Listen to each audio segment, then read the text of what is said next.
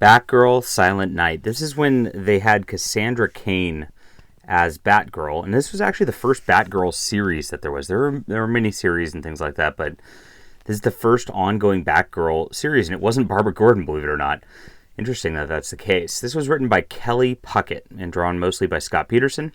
And Kelly Puckett really disappeared from comics. I don't know what happened, but this was like when this came out, there was a lot of buzz on this book, and everybody loved it.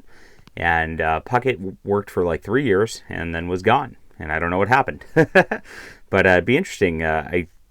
Interesting to see what happened to the guy. So yeah, this is an interesting time in the Bat universe. There's a new Batgirl showing up. Barbara Gordon's Oracle. The first arc really goes over the past of Cassandra Cain. She doesn't really have thoughts. She's just like all action. She's like got this ability to like predict what the opponent's doing before she even gets there. And that's that. I thought it's a little wonky. This is like early 2000s stuff, so they're trying to mimic manga a little bit, and they're also rushing in it, and it's, you know, the faces aren't all perfect. Layouts are great. Layouts are really great. Coloring's a little cartoony, and in that manga feel just kind of isn't all the way right. But that's what they wanted to do in the early 2000s.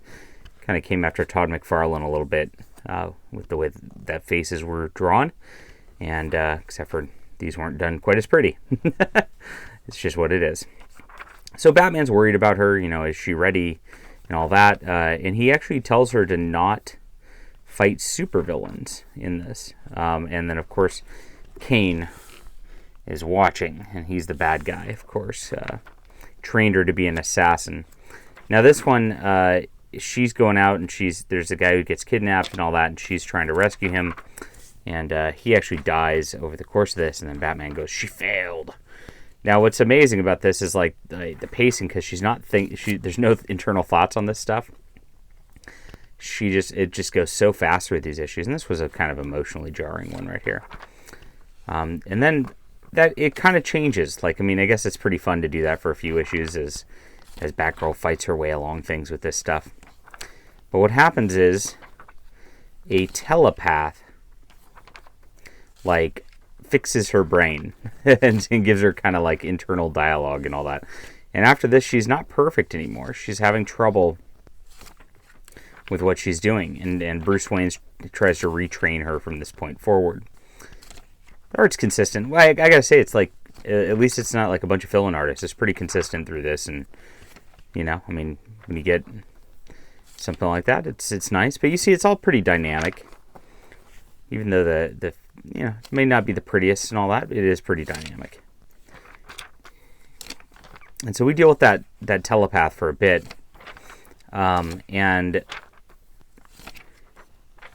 we learn some secrets about her past and all that. So during this, we learn also that Batgirl was, like, murdered people when she was a little girl. Maybe. But Kane made her do it. Batman kind of is losing faith in her over the course of this. Here's where he's like actually training her, and she has no defense. She's able to like process offense, okay, but she's not able to process defense through this.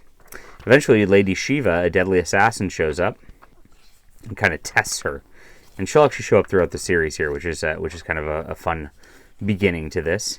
And Cassandra Cain really shows her grit over the course of that. Doesn't back down.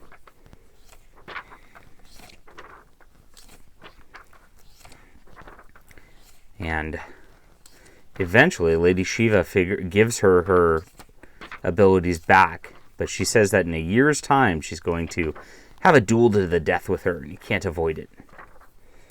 And that Cassandra Cain makes that promise off screen. So pretty neat stuff. This one goes back to Kane, who's in hiding and all that, and Batman kind of brings him in for his crimes.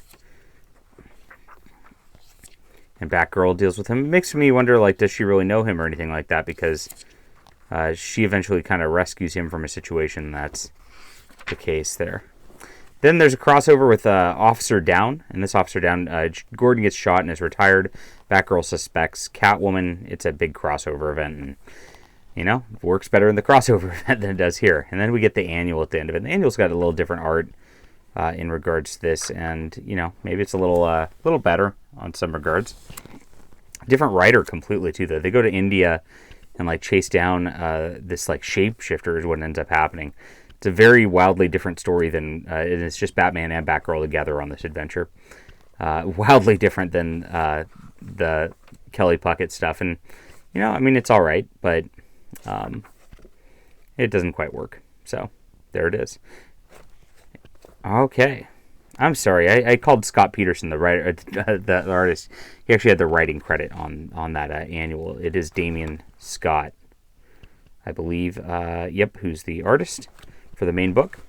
And it's good stuff. Like I said, the art's got that like little wonky problem to it, but beyond that, the layouts are good. It's fast paced. I really love the character. I really love everything about this. It's just like it's a nice read, and that's all you can ask for in a comic. So I give it a 9 out of 10. All right. Leave a comment down below with what you think about this. Hit that like and subscribe button. We'll be back soon.